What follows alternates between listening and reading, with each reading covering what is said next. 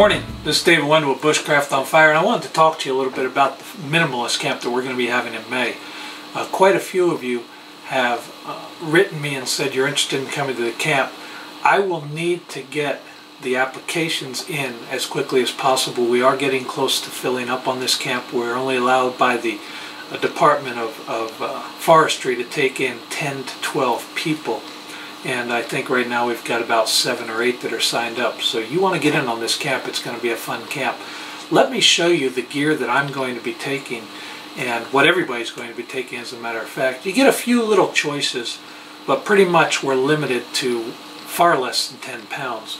The first thing that I'm going to be taking in is 2 knives. You're allowed to have 2 blades. You can either have a knife and a tool man, a knife and a pocket knife, which is what I'm opting for, or a knife and a neck knife. Now I'm going to be carrying on my hip my Anaconda.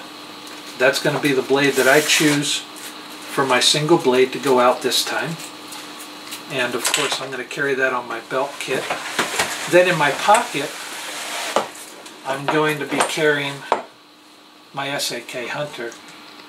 And the reason for that, it's got a saw blade, a backup blade, and an awl that I can use to make repairs in emergencies. So those are my 2 tools that I'm opting for. But as I said, you can carry a knife and a tool man if you prefer, or a knife and a neck knife, whatever you like. The second thing is shelter. We're going to allow 3 pounds of shelter. So basically a tarp or a bivvy and a lightweight blanket. Mine actually comes out to 3 pounds and 4 ounces, and so that's going to be allowed. If you go over a little bit in one thing, you can make it up in another gear segment. As I said, the total overall pack weight has to be less than 10 pounds. The next thing that we're going to be bringing, which I don't have with me, is 2 pounds of food.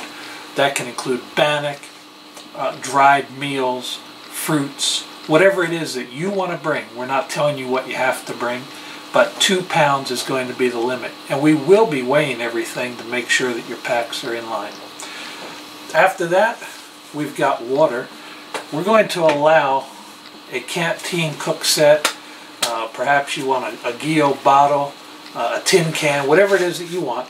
But that allows you some water storage, as well as inside here I also have, I'm not going to pull it out, but I've got my little canteen cup that's inside there, and that's going to be for main cooking, preparing meals, etc.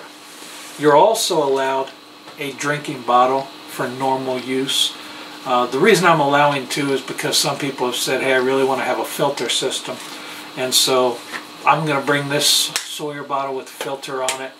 It's got a filter right in it. We do have a river down there that you can drink right out of the river that way, and don't have to boil everything. Again, in some situations you may be boiling everything that you have, but we want to spend time doing crafts, not just boiling water. So we will allow a filter bottle or a secondary bottle to drink from, whatever you prefer to have a little bit of extra water. The next thing is a lightweight tarp, a lightweight poncho. And I'm carrying my poncho in this little stuff sack just to keep it in one piece, keep it all together. Just a very lightweight. I think mine is 0.8 pounds, about 12 ounces or so. So again, that's for rain emergency use as a secondary poncho system, secondary shelter. The next thing is a fire kit. Your fire kit has to fit inside of an Altoids can. Mine has a couple different methods of making a fire in it, and it's got to weigh less than 1 pound. I think mine's at about 0.6 ounces. A couple of cotton balls in there, a couple of different things that allow me to start fires efficiently out in the bush. The next thing is 50 foot of paracord, and that's what you're allowed, 50 foot. Now if you have a light line on your tarp that's already attached, that does not count against your paracord. We understand that people have lines on their tarps for tie-out points. But you're allowed 50 foot of paracord as well. We probably will be doing cordage making out there in the bush, but this will give you something to tie up your lines, throw a line up for your food sources, whatever you need to do. you know, keep it out of the reach of bears, etc. We will be in bear country. The next thing is what I call a mini kit, and this has to fit in your pocket. This mini kit I'll go through in a different video, but this has basically everything I need to live. I can just attach it to a lanyard on my neck. Got a garbage bag, some cordage inside, or fish hooks, duct tape, a sewing needle, all different things. But I can put this right into a cargo pocket, put it into my shirt pocket, attach it to a lanyard, and carry this with me everywhere. The reason I have this is because this never leaves my body, and if anything would happen where I got separated out there from the camp, I would still have something that I could live with and that I would be able to take care of myself. And that mini kit has to weigh less than 1 pound. Again, fit in something that will fit inside your pocket, and it'll do the job for you. Now the last thing that we're allowed is a small light source.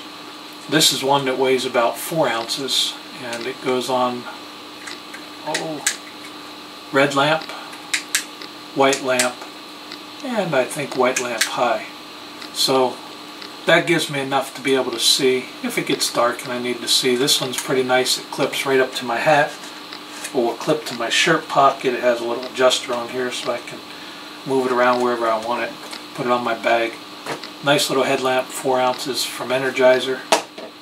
And folks, that's it. That is all you're allowed. So that's it, my friends. Pretty minimalist camp. Just enough to get by and keep us alive out there. We do have a couple of people coming that haven't done anything like this before, and they asked, you know, could we bring a blanket, for example. Now you are allowed the clothes on your back, and so your clothes obviously should be to dress for decent weather. We are going May 29th through 31st, and last year when we went out the same time, it was about 75 to 80 during the day, and down where we were staying by the river at night, it got to about 35 or 40. So there is a big temperature change.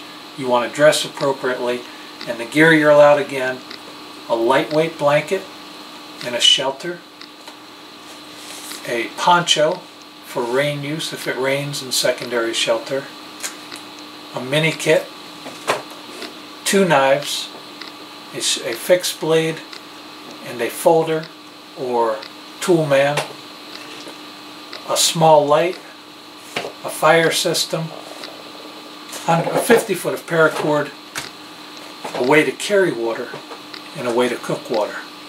So we hope that you'll see us out there, and we'd like to have you join us. Again, we do have room for a few more people, but you need to begin to get your registration forms in, and that's very important so we have an accurate head count.